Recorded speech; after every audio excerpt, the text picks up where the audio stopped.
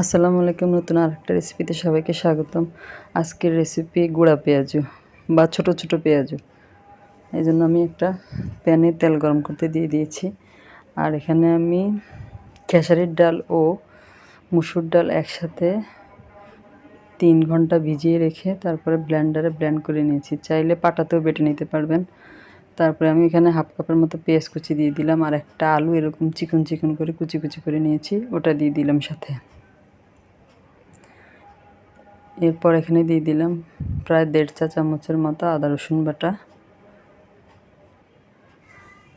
আর প্রায় 2 চামচ মরিচ গুঁড়া, হাফ চা চামচ হলুদ গুঁড়া, হাফ চা চামচ জিরা গুঁড়া, আর দিয়ে দিলাম আমি এখানে চালের গুঁড়া,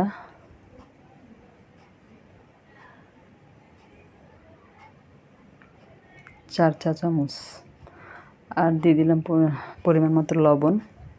আর এখানে রাঁধুনি স্বাদ মিশালি মশলা দিয়ে দিলাম 1 চা চামচ। আর কিছু দেওয়া লাগবে না। চাইলে এখানে কাঁচামরিচ ও ধনেপাতা কুচিও দেওয়া যাবে। আমার বাসায় ধনেপাতা কুচি ও কাঁচামরিচ কুচি ছিল না, তাই দিতে পারিনি। সব কিছু একসাথে ভালো মতো মেখে নিয়েছি। মেখে গরম তেলে এরকম ছোট ছোট করে পেঁয়াজগুলো আমি দিয়ে দিলাম।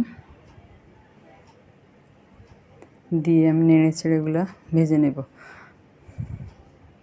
আপনাদের কাছে একটা অনুরোধ, আমার রান্নার ভিডিওগুলো যদি আপনাদের ভালো লাগে তাহলে আমার চ্যানেলটা প্লিজ সাবস্ক্রাইব করবেন, একটা লাইক দিবেন, ভিডিওটা শেয়ার করে দেবেন। আর যদি ফেসবুক থেকে দেখে থাকেন তাহলে আমার পেজটা ফলো দিয়ে রাখবেন। এইভাবে আমি সবগুলো ভেজে নিয়েছি। এটা সস দিয়েও খাওয়া যাবে, এমনিতেও খাওয়া যাবে। একটা ভেঙে দেখাচ্ছি আমি আপনাদেরকে। অনেক মুচমুচে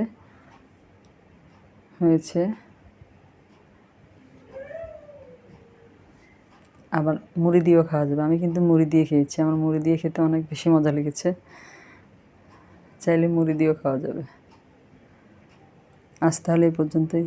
আল্লাহ হাফেজ।